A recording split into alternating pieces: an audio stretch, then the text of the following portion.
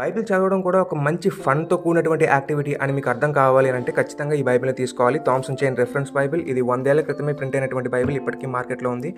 ఇక్కడ ఏం చేశారంటే బైబిల్ మొత్తం అయిపోయిన తర్వాత ఒక చైన్ ఆఫ్ టాపిక్స్‌ని ఇవ్వడం జరిగింది. ప్రతి టాపిక్‌కి ఒక నంబర్‌ని ఇవ్వడం జరిగింది. సో, అలా చేయడాన్ని బట్టి ఆ యొక్క టాపిక్‌కి సంబంధించినటువంటి వచనాలు ఎక్కడెక్కడైతే ఉన్నాయో, ఏమేమైతే ఉన్నాయో దానికి సంబంధించినటువంటి వచనాలన్నీ కూడా ఇవ్వడం జరిగింది. ఫర్ ఎగ్జాంపుల్ యాంగ్జైటీకి సంబంధించి 199 అనే నంబర్‌ని ఇవ్వడం జరిగింది.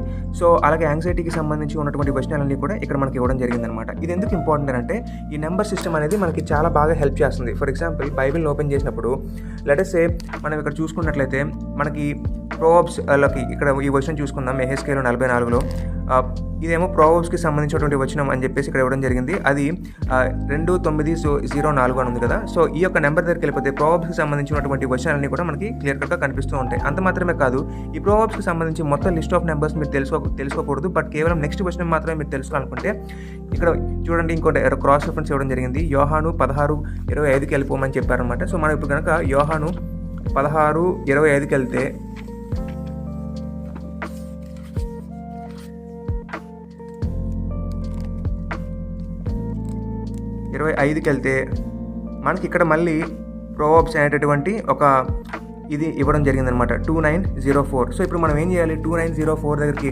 వెళ్ళినట్లయితే మనకి ఆటోమేటిక్గా చాలా మటుకు ఒక క్లారిటీ వచ్చే అవకాశాలు ఉంటాయి. ప్రోవర్బ్స్కి సంబంధించి అసలు మొత్తం ఆ టాపిక్ ఏం చెప్పారో మనం తెలుసుకోగలిగేటటువంటి అవకాశం దొరుకుతుందనమాట.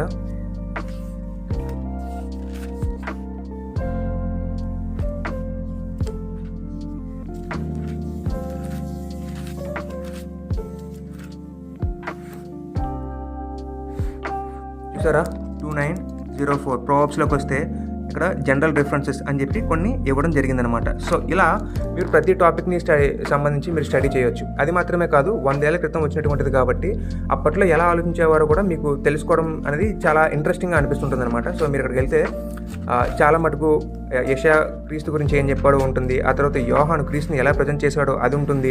తర్వాత క్రీస్తుకి సంబంధించినటువంటి ప్రాఫెసీస్ యొక్క లిస్ట్ కూడా ఇక్కడ ఇవ్వడం జరిగింది. పాత నిబంధన ప్రాఫెసీ ఏంటి, కొత్త నిబంధన ఎలా ఫుల్ఫిల్ అయింది అన్నటువంటి విషయాలు ఇవ్వడం జరిగింది. అంత మాత్రమే కాకుండా హార్మోనియస్గా ఇక్కడ మనకి కొన్ని మ్యాప్స్ కానీ ఇలాంటివి ఇవ్వడం జరిగింది అనమాట. ఒకసారి చూసినట్లయితే మీకు క్లారిటీ వచ్చే అవకాశాలు ఉంటాయి. సో, చాలా మంచి పిక్చర్స్ని కూడా ఇవ్వడం జరిగింది. అంత మాత్రమే కాదు, ఆర్కియాలజీకి సంబంధించినటువంటి ఇన్ఫర్మేషన్ కూడా ఇక్కడ వీళ్ళు సప్లై చేయడం జరిగిందనమాట. ఇదంతా 100 ఏళ్ల క్రితం మెటీరియల్ అనే విషయాన్ని మీరు గమనించుకోవాలి. సో, ఒకవేళ మీరు కనుక ఆ తర్వాత మనకి ఫైనల్గా కంకోడెన్స్ అనేది ఉంది. ఫుల్ వీడియో చేయమంటే ఒకసారి దీని గురించి మళ్ళీ డీటెయిల్గా చూసుకునే ప్రయత్నం చేయొచ్చు. సో, చాలా బాగుంటుంది. అప్పట్లో ఎలా థింక్ చేసేవాళ్ళు, అప్పట్లో డాక్టర్స్ ఎలా ఉండేవి అన్నది అర్థం చేసుకోవడానికి ఒక అవకాశం దొరుకుతుంది. వీలైతే తీసుకునే ప్రయత్నం చేయండి.